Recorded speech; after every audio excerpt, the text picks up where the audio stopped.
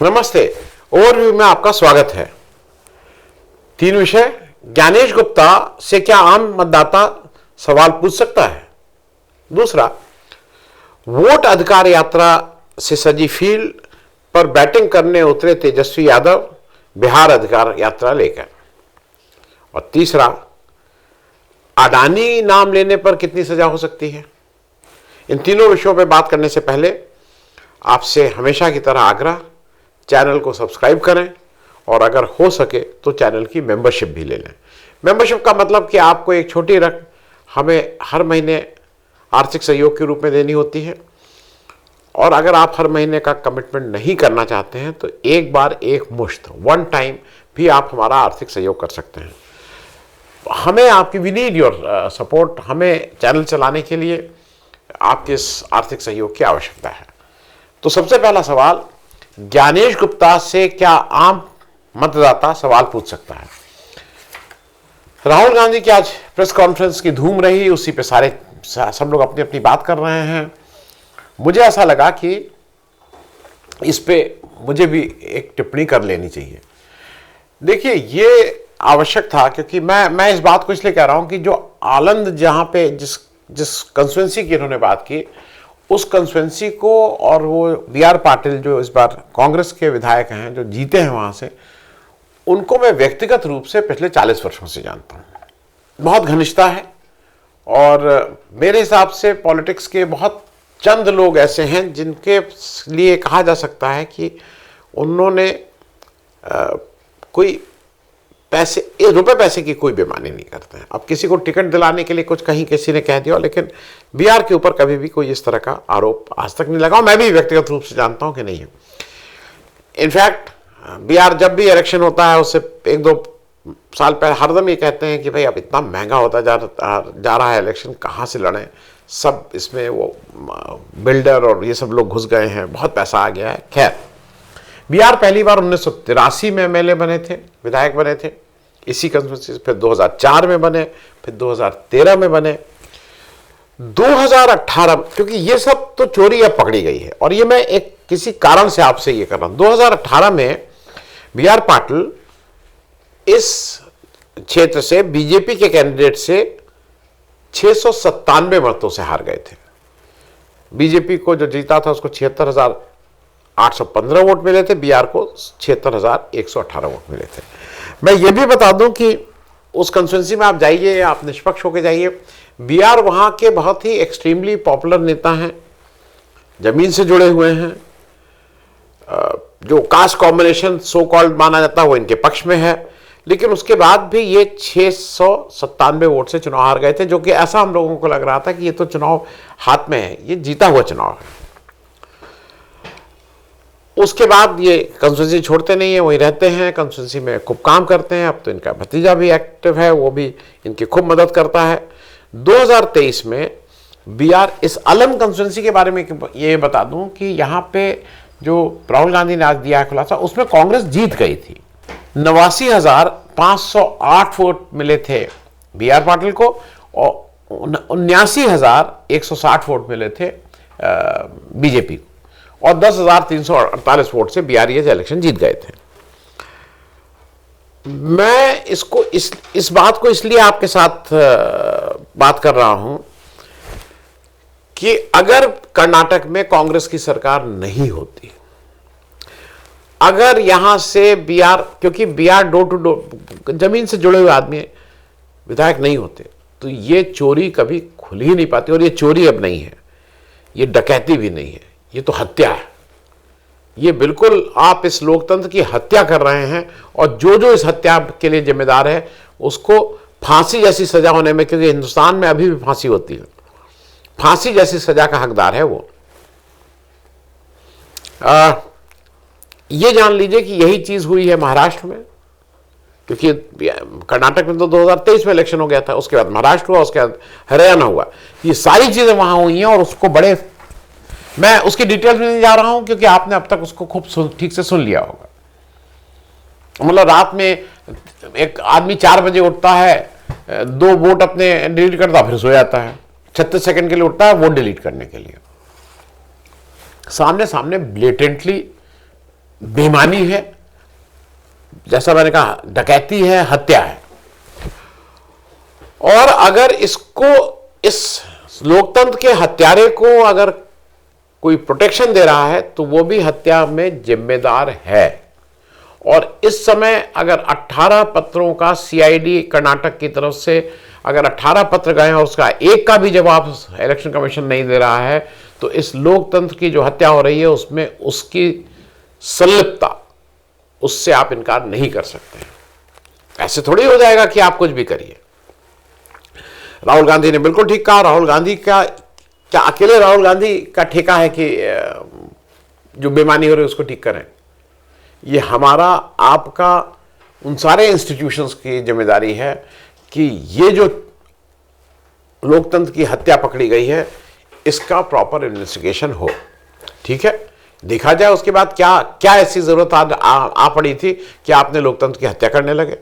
किन हालात में आपने हत्या की, कौन कौन इसके लिए जिम्मेदार है, ये बिल्कुल बाहर आना चाहिए। जांच करिए इसमें, और जिसको कहते हैं कि जो कल्प्रिट है उसको निकालिए बाहर और उसको सजा दीजिए, और उसको उसकी जो उसकी सरपरस्ती कर रहा है, जो उनको प्रोटेक्ट कर रहा है, उसको भी सजा दीजिए। ये तो प्राइमरीली बात है। और इसीलिए मैंने ये कहा कि ये मुकदमा, ये it is a criminal case, it is not a civil case. ये आपका ये नहीं कि मेरा कुछ उन्होंने ऐसा ले लिया मेरा, आप, ये क्रिमिनल कॉन्स्पिरेसी है और उसकी जांच जल्द से जल्द होनी चाहिए। इसमें कहीं कोई बीच की गुंजाइश ही नहीं है, क्योंकि जिम्मेदारी तो फिक्स होनी ही चाहिए। अब जरा हम बात कर लें दूसरी, वोट अधिकार यात्रा से सजी फील्ड पर बैटिंग करने उतरे तेजस्वी यादव बिहार अधिकार यात्रा लेकर। अभी राहुल गांधी और तेजस्वी यादव, सीपीआई-एमएल के दीपांकर जी और मुकेश सहनी जी, इन लोगों ने एक बहुत सक्सेसफुल वोट अधिकार यात्रा बिहार में निकाली। वोट अधिकार यात्रा जब चली तो उसमें मुख्य रूप से एसआईआर का था, वोट चोर गद्दी छोड़ का था, किस तरह से वोट की हेराफेरी की जा रही है, सारी बातें उसमें थी।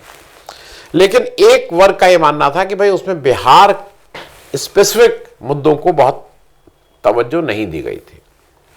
और अब तेजस्वी यादव उस गैप को पूरा कर रहे हैं जब वो बिहार अधिकार यात्रा निकाल रहे हैं, और वो वहां पे बिहार स्पेसिफिक मुद्दों की बात कर रहे हैं, चाहे वो बेरोजगारी हो, चाहे वो जातिगत, वो जो भी बिहार स्पेसिफिक मुद्दों की बात हो रही है। और मेरे हिसाब से ये बिल्कुल आइडियल इस समय खेल चल रहा है। राहुल गांधी सबने मिलकर एक इंडिया गठबंधन की तरफ से किया, अब उसको और धार देने के लिए तेजस्वी यादव उतर गए हैं मैदान में, और उनको चूंकि ऑलरेडी एक माहौल बन चुका है, ये पता लग चुका है कि वोट चोर गद्दी छोड़ है, ये पता लग चुका है कि 240 का मैंडेट, इस देश ने 240 एमपीज का मैंडेट नहीं दिया था, वो चुराया हुआ मैंडेट है। तो तेजस्वी यादव के लिए भी ये थोड़ी आसान चीज हो गई है।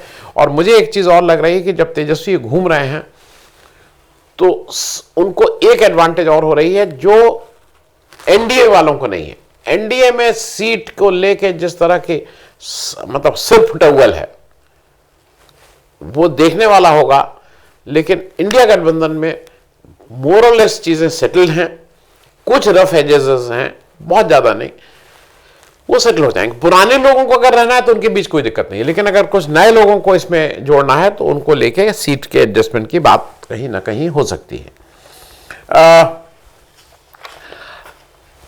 इसका एक आयाम यह है कि कुछ लोग उधर से अब वो कहां करेंगे, एक तीसरा मंच होने की भी बात है कि पीके एक तीसरा मंच बनाएंगे, उसमें बीएसपी भी रहेगी, उसमें ये सारे लोग जिनको इधर टिकट नहीं मिलेगा वो लोग उसके साथ चले जाएंगे।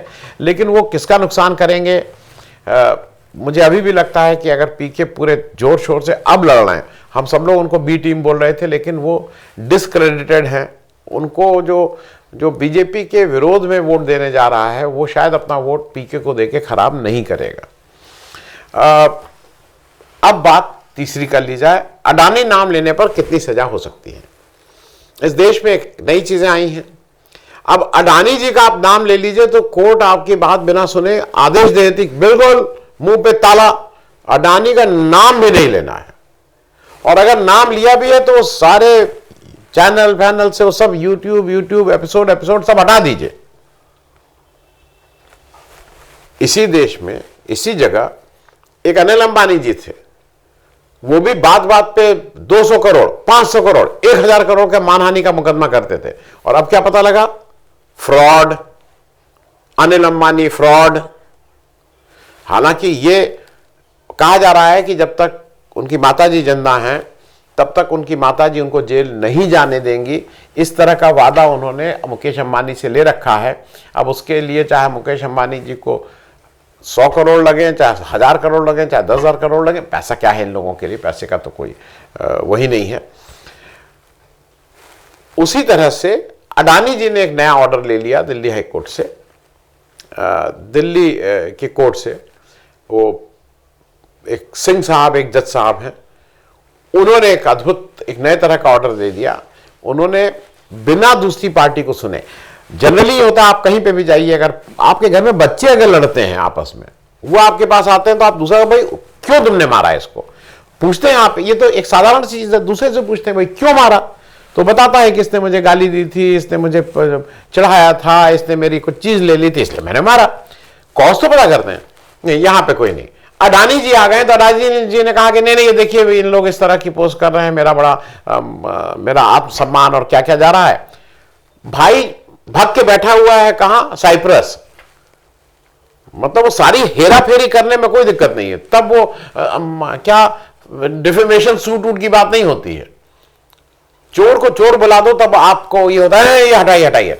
तो अडानी जी के लिए एक 9-10 मीडिया हाउसेज और पत्रकार हैं जिन पे एक दिल्ली कोर्ट ने, रोहिणी कोर्ट ने एक आदेश निकाला है कि भाई इन सब आप अपने वहां से सब हटाइए, इनके बारे में कुछ कहा गया है। और उसकी बिना पे सूचना मंत्रालय ने भी एक अलग से लेटर निकाल दिया कि बाकी और लोगों को भी आदेश दिया गया है कि हटाइए। मुझे आदेश आया है गूगल से कि आप अडानी जी का कुछ हटाइए। हालांकि कोर्ट के ऑर्डर में मेरा नाम ही नहीं है, मुझसे कोई लेना देना नहीं है। कोर्ट में हजारों ऑर्डर रोज निकलते हैं, मैं उससे क्या करूं। लेकिन जब मैंने उसको नहीं हटाया तो उसको गूगल ने मतलब यूट्यूब ने अपने आप ही उसको मतलब रिस्ट्रिक्ट कर दिया है कि इंडिया में उसको कोई नहीं देख सकता है। अब ये हो गया है कि नहीं जो आदेश में कह रहा है कि नहीं अडानी जी का नाम नहीं। अब अडानी जी का नाम नहीं, अडानी जी कुछ वो करते रहे। अडानी जी 1000 एकड़ जमीन 1 रुपए में ले लें, अडानी जी हवा पानी बिजली सब पे कब्जा कर लें, अडानी मतलब जितनी हेरा फेरी होती है वो कर लें, लेकिन अडानी का नाम आप मत लीजिए। इस तरह का अभी तो यह है कि नाम मत लीजिए, और आगे शायद ये भी आ जाएगा कि अगर इनडायरेक्टली भी आपने कुछ कहा अडानी जी को तो आपको कुछ मालूम नहीं, ये यही ना कहने लगे कि आपको सजा तो होगी, एक हंटर भी लगेगा आपको चौराहे पे। भाई क्या मालूम जो समय आने वाला है उसमें अडानी जी का राज चलेगा तो क्या क्या करेंगे कि नहीं आपको ये करेंगे, पब्लिक फ्लॉगिंग होगी, आपको कुछ पत्थर मारे जाएंगे। ये तो अडानी राज है, जो इनका मन आएगा वो करेंगे। फिलहाल के लिए इतना ही कि अब अडानी का नाम लेना भी मना है। तो अडानी जी का कुछ हम लोग जो AA बोलते थे राहुल गांधी, अडानी अंबानी, तो मेरे ख्याल में छोटा ऊ बड़ा ऊ या छोटा ए बड़ा ए करके कुछ इस तरह की बात कर लेंगे, जिससे कम से कम इनके नाम लेने पे सजा तो ना हो। बहुत बहुत धन्यवाद। Thank you so much.